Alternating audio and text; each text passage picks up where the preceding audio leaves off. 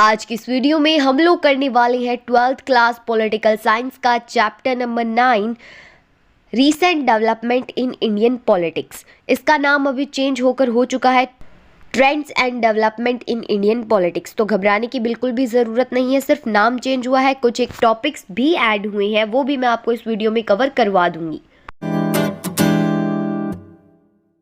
तो कुछ एक स्टूडेंट्स ऐसा सोचते हैं कि क्या है ये लास्ट चैप्टर है, इसको छोड़ देते हैं, कुछ ज़्यादा फर्क नहीं पड़ेगा। तो अगर आप लोग ये मेरी वीडियो देख रहे हो ना, तो ऐसी गलती बिल्कुल मत करना, क्योंकि ये मोस्ट इम्पॉर्टेंट चैप्टर है, इसमें से क्वेश्चन आएगा ही आएगा। तो चलिए फिर चैप्टर की ओर बढ़ते हैं। तो जैसा कि आपने देखा, पिछले चैप्टर्स में हमने पढ़ा था कि जो हमारी इंदिरा गांधी प्राइम मिनिस्टर है, उनकी डेथ हो जाती है 31 अक्टूबर 1984 को। तो इंदिरा गांधी के जाने के बाद जो हमारी प्राइम मिनिस्टर की गद्दी थी, अब वो तो खाली हो गई। तो फिर 1984 में जो प्राइम मिनिस्टर बनते हैं वो होते हैं इंदिरा गांधी के ही बेटे राजीव गांधी। तो अब हम क्या है, इस चैप्टर के अंदर जो हमारा 1990s का डिकेड था, यानी कि जो 1990 का दशक था, उसके बारे में हम पढ़ने वाले हैं। कुछ एक चीज़ें हम 1980s के जो डिकेड है उसकी भी देखेंगे, तो कंफ्यूज मत होना। तो जो 1980 और 1990 का समय होता है ना, उसके अंदर जो इंडिया है उसमें हमें 5 डेवलपमेंट्स देखने को मिलती हैं। क्या है वो 5 डेवलपमेंट्स, जानेंगे उसी के बारे में इस चैप्टर में बहुत ही ज़्यादा डिटेल में। और इन 5 डेवलपमेंट की वजह से क्या होता है, जो सारा का सारा सिनेरियो है नेशनल पॉलिटिक्स का, वही चेंज हो जाता है कि कैसे कांग्रेस डोमिनेंस खत्म हो जाती है, कैसे मल्टी पार्टी सिस्टम आता है, वो सारा हम इसके अंदर जानने वाले हैं। और एक बात और बता दूं, ये जो 5 डेवलपमेंट वाला क्वेश्चन है ना, वो सीधा का सीधा आ जाता है आपके 6 नंबर के अंदर कि describe about the 5 major development in 1990s। तो ये आप 5 डेवलपमेंट लिखाओगी। तो अब जान लेते हैं हमारी पहली डेवलपमेंट के बारे में। The डिफ्ट of the most successful Congress party in the election held in 1989, यानी कि जो हमारी मोस्ट सक्सेसफुल पार्टी मानी जाती थी, वो फाइनली क्या है, हार जाती है। जो इलेक्शंस होते हैं 1989 के, उसके अंदर, यानी कि पहली हमारी डेवलपमेंट थी डिफ्ट ऑफ द कांग्रेस, जिसकी वजह से सारा का सारा जो पॉलिटिकल सिनेरियो है वही चेंज हो गया। और इस 1989 के इलेक्शन के अंदर जो कांग्रेस सिस्टम था वो खत्म हो गया, और साथ ही के साथ इसको सिर्फ 197 ही सीट्स मिली 1989 के इलेक्शन में। 1 मार्क का क्वेश्चन याद रखना। दूसरी हमारी डेवलपमेंट हुई rise of Mandal commission in national politics, यानी कि जो मंडल कमीशन है वो क्या है, बढ़ना धीरे धीरे शुरू हो गया। तो इस मंडल कमीशन में क्या था, ये कमीशन बिठाया गया था जिसमें क्या है, रिजर्वेशन डिसाइड की गई थी अदर बैकवर्ड क्लासेस के लिए। और बाकी आगे जितनी भी गवर्नमेंट्स आती गई, सभी गवर्नमेंट्स ने क्या इस मंडल कमीशन को फॉलो किया अपनी जो पॉलिसीज थी उनमें। और बहुत सारे लोग है ना इस मंडल कमीशन को सपोर्ट भी करते हैं, और बहुत सारे लोग ऐसे हैं जिसको अपोज करते हैं, तो उसे हम क्या है, मंडल इशू बोलते हैं। और ये जो मंडल इशू है, इसके कारण क्या हुआ, हमारी जो पॉलिटिक्स है उसका जो शेपिंग में रोल था ना, यानी कि पॉलिटिक्स को शेप देने में जो रोल था वो और ज़्यादा बढ़ गया था। तो अब आती है हमारे पास थर्ड डेवलपमेंट। तो हमारी थर्ड डेवलपमेंट जो थी वो थी इकोनॉमिक पॉलिसी, या फिर आपके एनसीईआरटी में एक डायरेक्ट लाइन दे रखी है स्ट्रक्चरल एडजस्टमेंट प्रोग्राम। तो ये दोनों एक ही है, कंफ्यूज मत होना। जिसके अंदर क्या है, हमारी नई इकोनॉमिक पॉलिसी लाई गई जो थी एलपीजी, यानी कि लिबरलाइजेशन, प्राइवेटाइजेशन और ग्लोबलाइजेशन। और उस समय हमारे जो फाइनेंस मिनिस्टर थे वो थे मनमोहन सिंह, और ये जो पॉलिसीज़ थी उनकी शुरुआत तो राजीव गांधी ने करी थी, लेकिन जो फाइनेंस मिनिस्टर था उस समय का मनमोहन सिंह, उनका भी रोल उसमें रहा था। इन पॉलिसीज़ को भी क्या है, बहुत ज़्यादा क्रिटिसाइज़ किया गया, लेकिन बाद में क्या है, सभी सरकारों ने इस पॉलिसीज़ को अपनी प्लान के अंदर इंक्लूड किया, इन पॉलिसीज़ को ख़त्म नहीं किया। और ध्यान रखना, ये जो इकोनॉमिक रिफॉर्म्स थे या इकोनॉमिक पॉलिसीज़ थी वो लाई गई थी 1991 में। तो हमारी जो फोर्थ डेवलपमेंट थी वो ये थी कि जो बाबरी मस्जिद वाला हमारा केस चल रहा था वो क्या है, अब ख़त्म हो गया था। यानी कि जो अयोध्या डिस्प्यूट है वो क्या है, दिसंबर 1992 के अंदर ख़त्म हो गया था। तो इस अयोध्या डिस्प्यूट के अंदर क्या होता है, जो बीजेपी है वो भी क्या है, उभर कर सामने आती है, और उसके ऊपर क्या है, हिंदुत्व का टैग लग जाता है।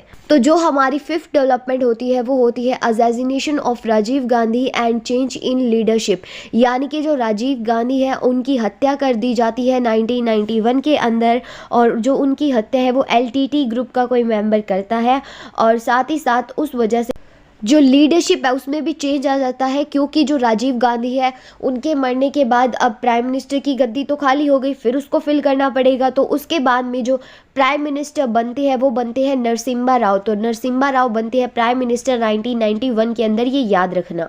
तो अब आता है हमारा टॉपिक डिक्लाइन ऑफ कांग्रेस, जिसके अंदर हम देखने वाले हैं कि आखिरकार कैसे इतनी डोमिनेटिंग पार्टी धीरे धीरे अपना डोमिनेंस खोना शुरू हो गई और कैसे इसकी जो भूमिका थी वो क्या है कम होती चली गई। तो जो टाइम पीरियड था लेट 60s का, यानी कि जो 1965 के बाद का समय था, उसके अंदर जो कांग्रेस की सुप्रियोरिटी थी ना उसको क्या है क्वेश्चन कर दिया गया। यानी कि जो कांग्रेस की जो सुप्रियोरिटी थी उस पे अब क्या है सवाल उठा दिए गए कि आखिरकार कांग्रेस चाहती क्या है, अब वो क्या कर रही है। और जैसा कि मैंने आपको लास्ट चैप्टर में बताया था कि 1960 के अंदर जो कांग्रेस पार्टी थी वो क्या है बिखर गई थी, यानी कि 2 टुकड़ों में बिखर गई थी वो। और उसके बाद में क्या है, अब किसी चीज़ के हम 2 टुकड़े कर देते हैं तो पावर तो बंट ही जाएगी। तो ऐसा ही कांग्रेस के साथ हुआ, लेकिन फिर से कांग्रेस क्या है अपनी वही पोजीशन में आई थोड़े समय के बाद, यानी कि जो 1971 का इलेक्शन था उसमें फिर से अपनी क्या है वही जो पोजीशन थी, जो पहले पोजीशन थी वही रीगेन करी। और किसकी लीडरशिप के अंडर रीगेन करी? इंदिरा गांधी की लीडरशिप के अंदर उसने ये जो पोजीशन थी वो रीगेन करी। तो अब आता है समय 1989 का, जिसके अंदर क्या होता है, जो कोलिशन गवर्नमेंट है वो स्टार्ट हो जाती है। यानी कि अब कोई भी एक सिंगल पार्टी सरकार नहीं बना पाती, जो सारी पार्टी है वो अपना गठबंधन करके ही क्या है सरकार बनाती है 1989 से। ठीक है, और ये जो कोलिशन गवर्नमेंट थी ना वो क्या है सेंटर के अंदर अपनी ऑब्वियसली गवर्नमेंट बनाएंगी, और इसके अंदर जो रीजनल पार्टीज थी उनका भी बहुत बड़ा रोल रहा था। यानी कि अब रीजनल पार्टी भी कोलिशन गवर्नमेंट की वजह से उठ कर सामने आने लगी थी। तो अब हम जानने वाले हैं अलायंस पॉलिटिक्स के बारे में, जिसमें हम देखेंगे कि आखिर किस तरीके का जो अलायंस सिस्टम बना था, हमारा अलायंस गवर्नमेंट बनी थी, उसमें सीन कैसा रहा था।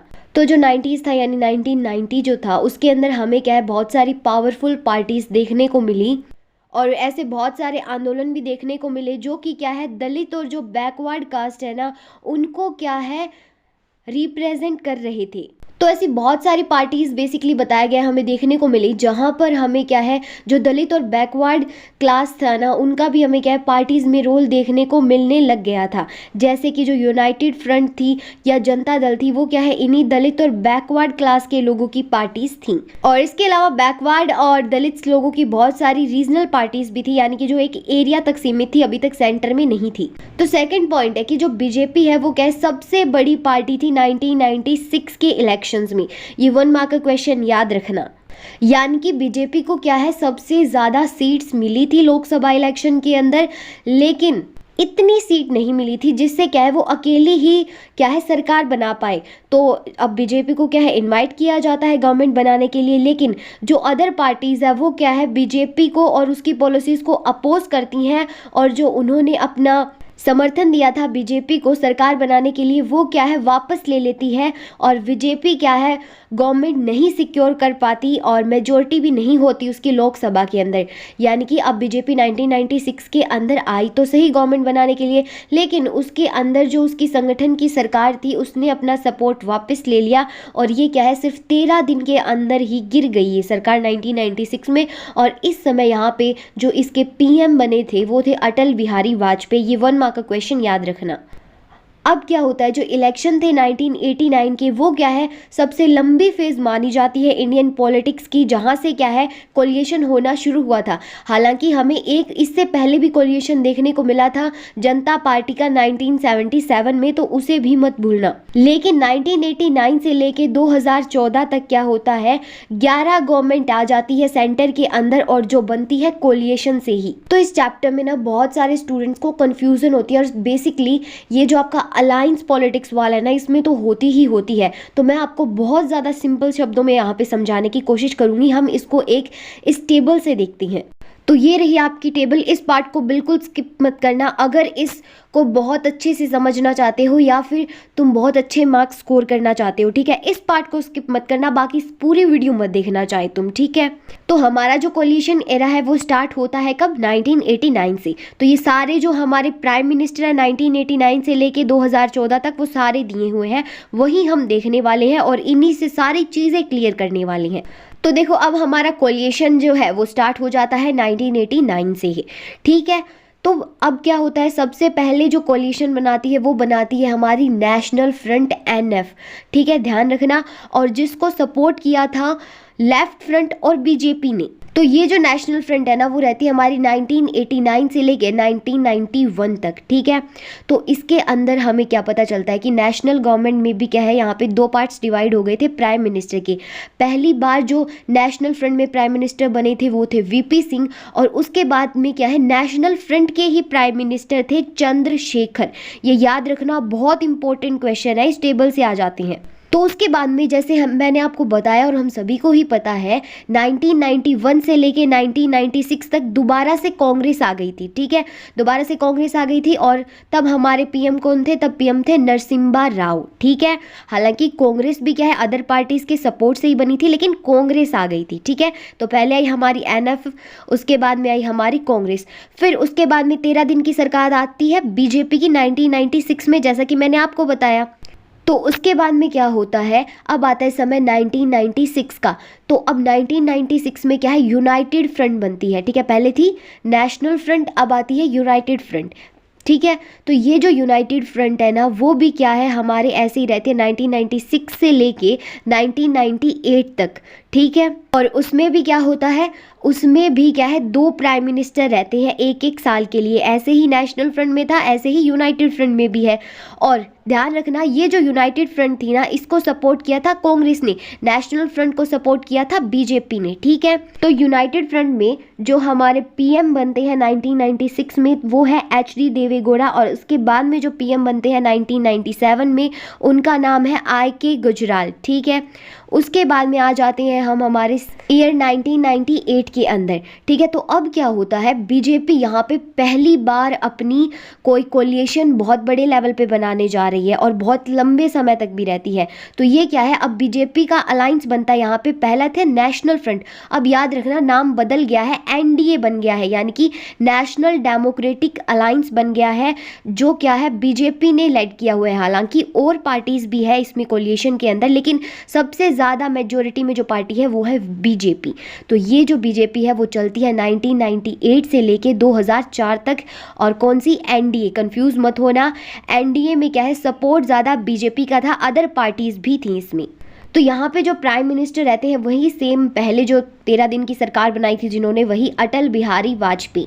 तो अब क्या होता है ना, कांग्रेस यहाँ पे अपनी सबसे बड़ी अलायंस बनाती है 2004 से लेके 2014 तक, ठीक है, जिसका नाम रखती है UPA, यूनाइटेड प्रोग्रेसिव अलायंस। पहले क्या बनाई थी, पहले यूनाइटेड फ्रंट बनाई थी, ठीक है, ये नोट कर लेना फिर कंफ्यूज नहीं होगे। तो ये जो UPA थी वो 2004 से लेके 2014 तक थी, और यहाँ पे प्राइम मिनिस्टर थे मनमोहन सिंह। तो 2014 से तो आपको पता है कि बीजेपी की ही सरकार है, जिसे हम कहते हैं नेशनल डेमोक्रेटिक अलायंस, ठीक है। जैसा कि मैंने आपको बताया, ये जो NDA है ना वो क्या है, बीजेपी लेड है, यानी कि बीजेपी में इसकी ज़्यादा मेजोरिटी है। तो 2014 से ये है, और यहाँ पे प्राइम मिनिस्टर कौन है, नरेंद्र मोदी, और अभी तक यही चल रहे हैं जैसा कि आपको पता होगा। तो अभी है ना जल्दी से कमेंट कर दो कि ये कन्फ्यूज़न आपकी क्लियर हुई या नहीं, या फिर थोड़ी और कसर रह गई कन्फ्यूज़न क्लियर होने में। कमेंट बॉक्स में लिख देना कि क्या कन्फ्यूज़न रह गई है, क्योंकि कन्फ्यूज़ मत होना, ये इंपॉर्टेंट चैप्टर है, मैं बार बार बोल रही हूँ आपको। तो अब हम देखते हैं political rise of other backward classes, यानी कि ध्यान देना जो SC ST को छोड़कर जो अदर बैकवर्ड क्लासेस थी ना उनकी बात की गई है यहाँ पे, उनका कैसे राइज हुआ, वो कैसे क्या है इंडियन पॉलिटिक्स में आई, उन्होंने अपनी अपनी पार्टी बनाना शुरू की। तो बहुत सारी जो बैकवर्ड कास्ट थी ना उन्होंने क्या है ये मना कर दिया था कि वो सपोर्ट नहीं करेंगी कांग्रेस को, और वो क्या है अपनी ही एक पार्टी बनाएंगी, या फिर एक ऐसा एरिया क्रिएट करेगी जहाँ पे क्या है नॉन कांग्रेस पार्टी हो, यानी कि कांग्रेस के अलावा भी और पार्टीज हो और वो उन्हें क्या है सपोर्ट करे। तो जनता पार्टी के अंदर बहुत सारी ऐसी कॉन्स्टिट्यूएंट्स थे, यानी कि उसके अंदर बहुत सारी ऐसी पार्टीज मेंबर थी, जैसे कि भारतीय क्रांति दल, भारतीय लोक दल, संयुक्ता पार्टी। तो उनके क्या है ना बहुत ज़्यादा पावरफुल, बहुत ज़्यादा ताकतवर रूरल बेस थे, यानी कि जो ग्रामीण लोग थे उनके अंदर उनका बहुत तगड़ा कह सकते हैं हम फेम था। और उनका फेम किस में था, उनका फेम था जो कुछ सेक्शंस थे OBC के, यानी कि जो अदर बैकवर्ड कास्ट के या क्लास के जो सेक्शंस थे ना उनके अंदर अंदर उनका बहुत ज़्यादा फेम था, या बहुत ज़्यादा ये पार्टी क्या है मानी हुई पार्टी थी। तो जो 1980 था उसके बाद में जो कास्ट बेस्ड पॉलिटिक्स है उसने क्या है इंडियन पॉलिटिक्स को डोमिनेट कर लिया था, क्योंकि जैसा हमने देखा बहुत सारी ये जो ओबीसी पार्टी वगैरह है वो उभर कर सामने आ रही थी। तो 1989 और 1991 के अंदर क्या होता है, ऐसा पहली बार होता है इंडिपेंडेंट इंडिया के अंदर की जो बहुजन समाज पार्टी है उसको क्या है दलित वोटर्स बहुत ज़्यादा सपोर्ट करते हैं, और क्या है उसको एक लैंडमार्क भी अचीव होता है, यानी कि उसको एक पॉलिटिकल सक्सेस भी मिलती है। याद रखना इस पार्टी का नाम बहुजन समाज पार्टी। देखो यार, मैं तुम्हारे लिए ना बहुत ज़्यादा मेहनत कर रही हूँ, तो प्लीज़ इस वीडियो को लाइक कर देना और चैनल को सब्सक्राइब ज़रूर कर लेना। और भारत के बहुत सारे हिस्सों के अंदर जो दलित पॉलिटिक्स या हम कह सकते हैं ओबीसी पॉलिटिक्स थी वो क्या है डेवलप होने लग गई, यानी कि वो क्या है इंडिपेंडेंटली बनना शुरू हो गई। और तो और अब ये क्या है पार्टीज जो दलित या ओबीसी पार्टीज थी वो क्या कंपटीशन में भी आने लग गई एक दूसरे के साथ, यानी कि पहले तो इनका कोई नामो निशान नहीं था, लेकिन 1980 और 1991 में कुछ ऐसा हुआ जिस वजह से ये दलित पार्टीज का क्या है हमें बहुत ज़्यादा रोल देखने को मिला।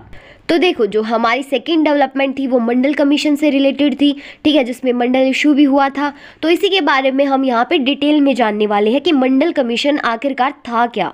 तो ये जो डिकेड था 1980s और 1990s का, उसके अंदर जो ओबीसी पार्टीज़ थी या ओबीसी ग्रुप के लोग थे वो क्या है बहुत ज़्यादा बेटर अपॉर्चुनिटी के लिए मांग करने लग गए, किसके अंदर, एजुकेशन और एम्प्लॉयमेंट के अंदर। और ओबीसीज ने क्या है इस के ऊपर भी सवाल उठाया कि उन्हें क्या है पावर भी इंजॉय करने का मौका मिलना चाहिए, यानी कि उनको क्या है सरकार में आने का भी मौका मिलना चाहिए। नेक्स्ट पॉइंट है कि ये जो मंडल कमीशन है वो सेटअप किया गया था ताकि जो एजुकेशनल और सोशल बैकवर्डनेस है इंडिया के बहुत सारे हिस्सों के अंदर उसको क्या है दूर कर दिया जाए ओबीसीज के लिए या फिर अदर कास्ट के लिए। तो अब इन अदर बैकवर्ड क्लासेस के लिए क्या है एक इन्वेस्टिगेशन होती है जिसमें क्या है एक रेकमेंडेशन निकल के आती है, यानी कि एक सुझाव दिया जाता है कि हमें क्या है रिजर्वेशन कर देनी चाहिए 27% की एजुकेशनल इंस्टीट्यूशन यानी कि कॉलेजेस और स्कूल वगैरह में और गवर्नमेंट जॉब्स के अंदर ओबीसी ग्रुप की, ठीक है। और अगस्त 1990 के अंदर क्या होता है जो नेशनल फ्रंट गवर्नमेंट है, याद रखना कि इसकी शुरुआत जनता गवर्नमेंट ने की थी, लेकिन इसको इम्प्लीमेंट किसने किया था, इसको इम्प्लीमेंट किया था 1990 में नेशनल फ्रंट गवर्नमेंट में, और जिसके अंदर क्या है 27% के रिजर्वेशन दे दी गई थी ओबीसी ग्रुप को। तो नेक्स्ट हमारा टॉपिक है ग्रोइंग कंसेंसस। तो कंसेंसस का मतलब होता है एक ऐसी राय जो सभी लोग क्या है एक्सेप्ट कर लेते हैं। तो इसके अंदर देखते हैं ऐसी क्या चीज़ है जो सभी लोगों ने एक्सेप्ट की है। तो आफ्टर 1990 क्या होता है जो कंसेंसस है वो हमें दिखती है बहुत सारी पार्टीज़ के अंदर, ये हमें कंसेंसस देखने को मिलती है और उसके अंदर क्या क्या चीज़ें शामिल होती है, क्या क्या एलिमेंट्स उसके अंदर होते हैं वो हम जानने वाली हैं। तो जो पहली राय सबने मानी थी वो ये थी कि जो पॉलिटिकल और सोशल क्लेम है बैकवर्ड कास्ट के, यानी कि वो पॉलिटिकल और सोशल चीज़ों में आना चाहती है, तो उसको सबने क्या एक्सेप्ट कर लिया था। वो क्या अपनी पॉलिटिकल पार्टीज़ भी बना ले, वो सबको एक्सेप्ट थी। दूसरी चीज़ ये है जो सबने एक्सेप्ट की थी वो कि जो रीजनल पार्टीज़ है वो क्या है अब अपना जो प्रदर्शन है या फिर अपना जो पार्टिसिपेट है वो कर सकती है सेंटर लेवल की गवर्नमेंट के अंदर भी। नेक्स्ट पॉइंट है कि हमें ऐसी चीज़ों पर जोर देना चाहिए जो क्या है प्रैग्मेटिक है, यानी कि जो प्रैक्टिकल है उसमें कोई भी आइडियोलॉजिकल पोजीशंस नहीं है, यानी कि अपना ही कुछ फ़ायदा ना हो, जो चीज़ें प्रैक्टिकल हो उन्हें ही हमें क्या है जोर देना है। और कोई भी पॉलिटिकल अलायंस बने ना तो वो क्या है आइडियोलॉजिकल एग्रीमेंट के बिना हो, यानी कि अब कोई भी सरकार संगठन बनाती है तो उसके अंदर ऐसा ना हो कि उन्हीं दो सरकारों का फ़ायदा हो बजाय कि इसके पूरे देश का फ़ायदा हो, यानी कि उनकी स्पेसिफिक आइडियोलॉजी अपने लिए कुछ ना हो, वो जो आइडियोलॉजी हो वो देश के लिए हो, वो प्रैक्टिकल हो। नेक्स्ट पॉइंट है कि जो पार्टीज़ है वो क्या एक प्रेशर ग्रुप की तरह काम करेंगी इंडियन पॉलिटिक्स में, इसने भी सब पे क्या है सहमति जताई थी। तीसरा पॉइंट ये है कि कई बार जो रीजनल पार्टीज़ है ना वो प्रभाव डालती है सेंट्रल गवर्नमेंट के अंदर ताकि वो अपना जो एनुअल बजट है वो ज़्यादा क्या है डाइवर्ट कर दे, ज़्यादा फंड्स लाए वो और उनकी स्टेट्स के लिए। यानी कि अब मान लो कोई पंजाब से है रीजनल पार्टी, तो वो क्या करेगी, वो सरकार के ऊपर प्रभाव डालेगी कि वो पंजाब के लिए ज़्यादा फंड्स इकट्ठा करे या ज़्यादा फंड्स पंजाब को दे। ये मैंने आपको सिर्फ पंजाब का एग्जाम्पल दिया है, ऐसे कोई भी स्टेट की गवर्नमेंट कर सकती है। अभी हमने देखे ग्रोइंग कंसेंसस यानी कि बढ़ते हुई जो राय थी वो क्या थी जो लोगों ने मानी थी। अब हम देखते हैं एमरजेंस ऑफ न्यू कंसेंसस, यानी कि अब नई नई जो राय निकल कर आ रही थी जिस पे सारे लोग सहमत कर रहे थे, सारी पॉलिटिकल पार्टी सहमत कर रही थी, वो कौन सी थी। तो पहला पॉइंट है कि 1989 के इलेक्शन से लेके जो वोट्स दो पार्टीज के द्वारा डाले गए थे, कांग्रेस और बीजेपी, उनके वोट क्या है 50% से ज़्यादा क्रॉस किए ही नहीं, यानी कि 50% से ज़्यादा बढ़ ही नहीं पाए। सेकंड पॉइंट है कि जो पॉलिटिकल कंपटीशन था 1990s के अंदर, यानी कि जो 1990 का दशक था उसके अंदर जो पॉलिटिकल कंपटीशन था वो क्या है बंट गया था दो संगठनों के अंदर, और जो संगठन थी वो थी बीजेपी और कांग्रेस की। यानी कि अब क्या है, जो बीजेपी का संगठन था और जो कांग्रेस का संगठन था वो दोनों क्या है एक दूसरे के टक्कर में थी। तो ये थी हमारी न्यू कंसेंसस। तो अब हम जानते हैं लोकसभा इलेक्शंस के बारे में 2004 के। तो आपको जैसे मैंने वो टेबल कराई थी, होपफुली आपको याद होगी, आपको पता होगा कि 2004 में किसकी सरकार बनी थी, ठीक है। तो उसके बारे में हम पढ़ते हैं। तो 2004 के इलेक्शंस के अंदर जो कोलिएशन बीजेपी ने बनाई थी वो कौन सी थी, नेशनल डेमोक्रेटिक अलायंस, वो हार गई थी। और फिर क्या है, कांग्रेस ने अपनी एक नई कोलिएशन बनाई जिसका नाम था यूनाइटेड प्रोग्रेसिव अलायंस, यानी कि यूपीए, और वो क्या है पावर में आ गई, यानी कि वो जीत गई। और यूपीए कोलिएशन के अंदर जो प्राइम मिनिस्टर बने वो थे मनमोहन सिंह। तो अब हम जानते हैं एरा ऑफ कोलिएशन के बारे में, यानी कि कब से कोलिएशन बनना शुरू हुई, कब तक कोलिएशन चली, कोलिएशन का जो नेचर था वो कैसा रहा। तो जो इलेक्शन हुए 1989 के अंदर, तो उसके अंदर क्या है नई डेवलपमेंट स्टार्ट होना शुरू हो गई इंडियन पॉलिटिक्स के अंदर, और एक जो कोलिएशन गवर्नमेंट का एरा है, यानी कि कोलिएशन गवर्नमेंट का जो समय है वो शुरू हो गया। और कमेंट करके बताओ कि 1989 के अंदर कौन सी पार्टी इलेक्शंस जीती थी। और जो रीजनल पार्टीज़ थी ना, उसने भी क्या है बहुत ज़्यादा इम्पोर्टेंट रोल प्ले किया था, यानी कि उसने भी अपनी बहुत ज़्यादा भूमिका दिखाई थी। जो यूनाइटेड फ्रंट गवर्नमेंट बनी थी 1996 के अंदर, उसमें तो ये बताओ कि 1996 में कौन से जो शख्स थे वो प्राइम मिनिस्टर बने थे। वो टेबल याद करनी बहुत ज़रूरी है, मैं आपको बार बार बोल रही हूँ। एग्ज़ाम पॉइंट ऑफ व्यू से तो है ही है, लेकिन वो क्या आपके आगे भी बहुत ज़्यादा काम आने वाली है। तो जो बीजेपी होती है ना, वो अपनी पोजीशन क्या है बरकरार रखती है 1991 के इलेक्शन और 1996 के इलेक्शन में भी। हालांकि वो 1991 के इलेक्शन में जीत नहीं पाती है, तब जीत कौन जाती है, तब जीत जाती है कांग्रेस। और 1996 के इलेक्शंस में ये बात ध्यान रखना कि जो बीजेपी थी वो क्या है सबसे लार्जेस्ट पार्टी थी, यानी कि सबसे बड़ी पार्टी थी, और उसको इनवाइट भी किया गया था गवर्नमेंट बनाने के लिए। इसकी 13 दिन की सरकार बनी थी, ठीक है। तो 1989 के इलेक्शन के बाद में जो लॉन्ग फेज है कोलिशन पॉलिटिक्स की, वो स्टार्ट हो जाती है इंडिया के अंदर, जो कि मैंने आपको पहले भी बता दिया है। तो अब हम जानते हैं नेशनल फ्रंट गवर्नमेंट के बारे में। तो नेशनल फ्रंट को एक और नाम से जाना जाता है, ये मोस्ट इंपॉर्टेंट चीज़ है, ध्यान रखना, राष्ट्रीय मोर्चा, ठीक है। दूसरा नाम नेशनल फ्रंट का है राष्ट्रीय मोर्चा, जो कि एक पॉलिटिकल कोलिएशन थी, यानी कि पॉलिटिकल पार्टीज की कोलिएशन थी जिसको लीड किया था जनता दल ने, और जिसने क्या है सरकार भी बनाई थी 1989 और 1990 के अंदर। और यहाँ पे प्रेसिडेंट के तौर पे थे एन.टी. रामा राव और प्राइम मिनिस्टर के तौर पे थे वीपी सिंह। तो ये जो नेशनल फ्रंट थी वो क्या थी, कोलिएशन थी, यानी कि बहुत सारी पार्टीज ने मिलकर इसको बनाया था, और इसके प्राइम मिनिस्टर जैसे कि मैंने आपको बताया वीपी सिंह रहे। और जो पार्टीज इस नेशनल फ्रंट गवर्नमेंट के अंदर थी वो थी Janata Dal of North India, Dravida Munnetra Kazhagam, जो कि तमिलनाडु की इंपॉर्टेंट पार्टी है, द्राविड़ा मुनेत्र कशगम, इसे याद रखना। तेलुगु देशम पार्टी ऑफ आंध्र प्रदेश, यानी कि आंध्र प्रदेश की कौन सी तेलुगु देशम पार्टी थी, और असोम गाना परिषद आसाम की थी, और कांग्रेस एस भी थी, यानी कि जो कांग्रेस सिंडिकेट वाली थी ना, वो भी क्या इस नेशनल फ्रंट के कोलिएशन में ज्वाइन थी। तो ये सारी पार्टीज थी नेशनल फ्रंट में। तो ये जो पार्टीज थी वो तो क्या थी नेशनल फ्रंट गवर्नमेंट के अंदर थी, लेकिन बाहर से जो दो पार्टीज इसको सपोर्ट कर रही थी वो थी भारतीय जनता पार्टी, यानी कि बीजेपी, और लेफ्ट फ्रंट पार्टी। तो ऐसे लीडर जो अपोजिशन के थे उनका नाम था पी उपेंद्र, वो क्या है जनरल सेक्रेटरी थे नेशनल फ्रंट के, याद रखना, थे तो वो क्या अपोजिशन के लीडर थे, लेकिन जनरल सेक्रेटरी बने नेशनल फ्रंट के, और जिनका नाम था पी उपेंद्र। और 1991 के अंदर जो झारखंड मुक्ति मोर्चा पार्टी है, झारखंड की है, वो भी क्या है ज्वाइन हो गई नेशनल फ्रंट में। याद रखना 1991 में कौन सी पार्टी ज्वाइन करी थी। और 1995 के अंदर क्या होता है, जो टीडीपी है, यानी कि जो तेलुगु देशम पार्टी है, वो क्या है दो के अंदर टूट जाती है। तो जो माइनॉरिटी में होती है उसको तो लीड करते हैं एन.टी. रामा राव, और जो मेजोरिटी फैक्शन होती है उसको लीड करते हैं चंद्रबाबू नायडू।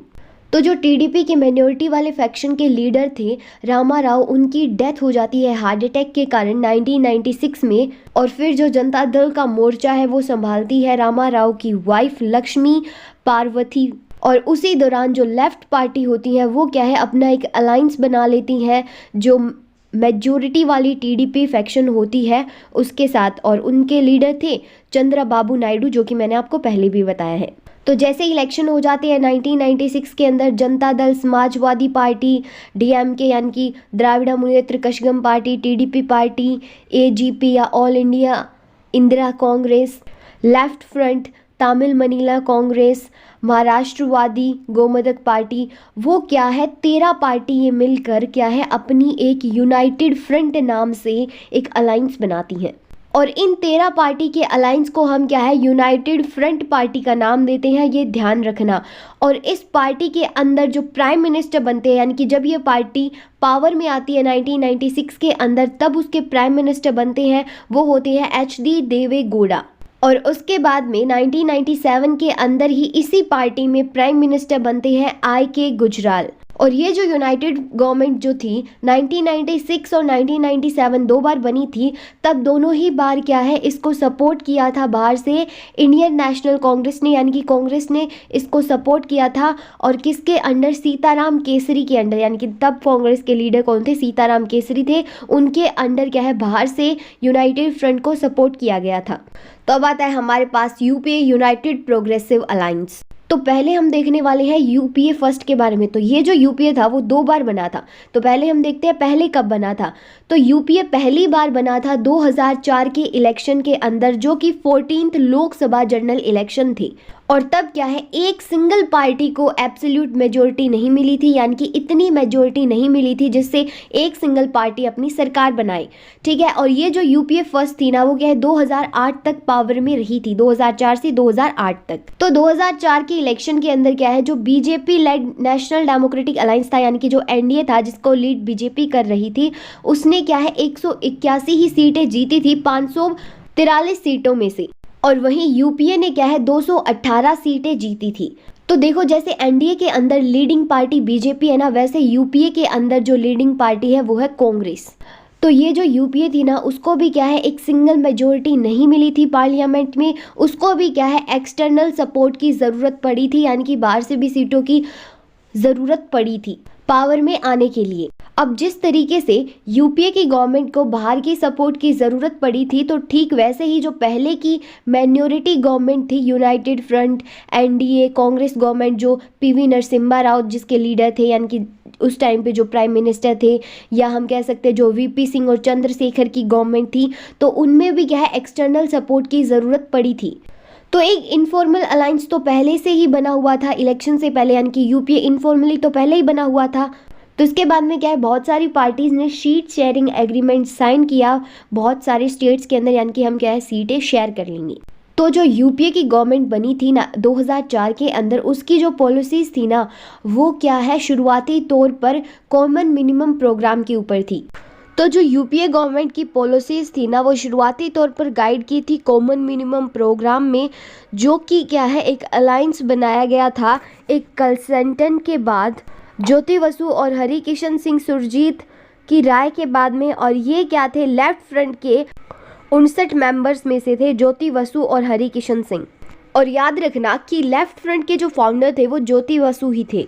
और अब क्या होता है जो गवर्नमेंट की पॉलिसीज़ थी वो क्या है रिकॉग्नाइज की गई थी सेंटर लेफ्ट की तरह, यानी कि लेफ्ट फ्रंट पार्टी तो इसके अंदर बहुत ज़्यादा झलक रही थी, लेकिन जो आइडियोलॉजी और पॉलिसी थी ना वो क्या है इंडियन नेशनल कांग्रेस की ही थी उसके अंदर।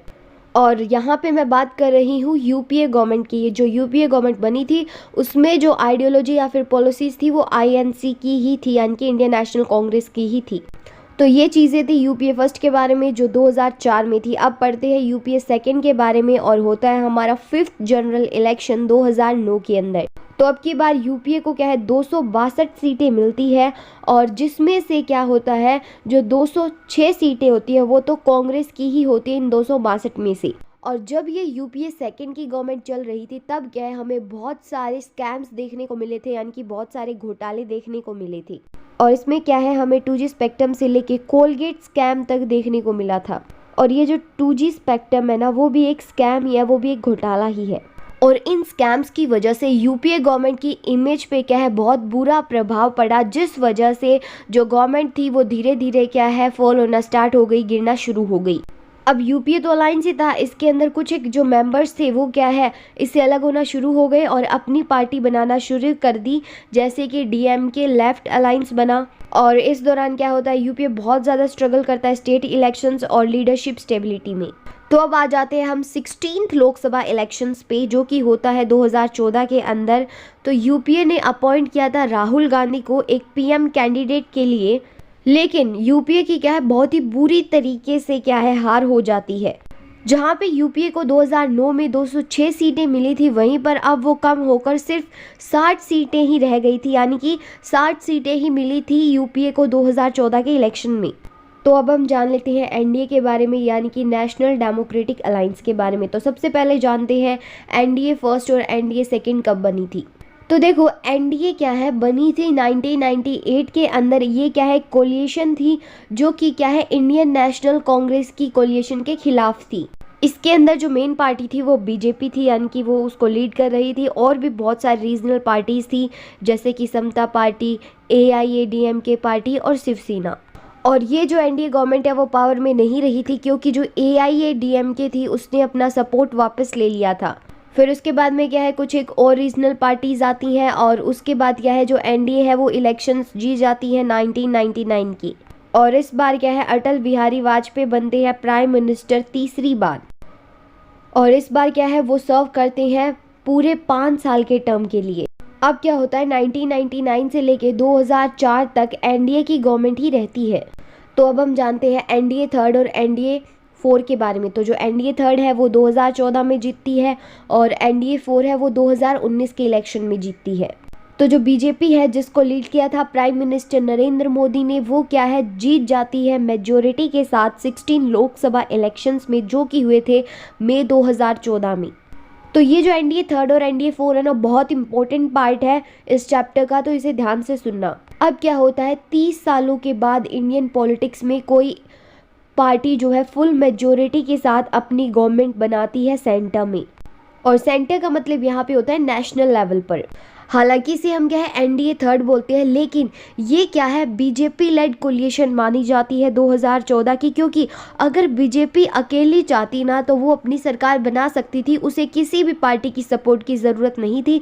लेकिन फिर भी बीजेपी ने कहा अगर कोई पार्टी मेरे साथ आना चाहती है तो वो आ सकती है।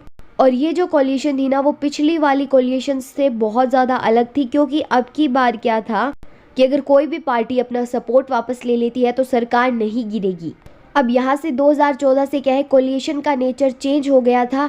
तो ये क्वेश्चन भी आपके एग्जाम में आ सकता है, बताइए कि कैसे हुआ। और जो एनडीए थर्ड है उसे कहा जाता है सरप्लस मेजोरिटी कोलिशन, यानी कि मेजोरिटी सरप्लस है, इनफ है, मेजोरिटी की ज़रूरत भी नहीं है, फिर भी मेजोरिटी है।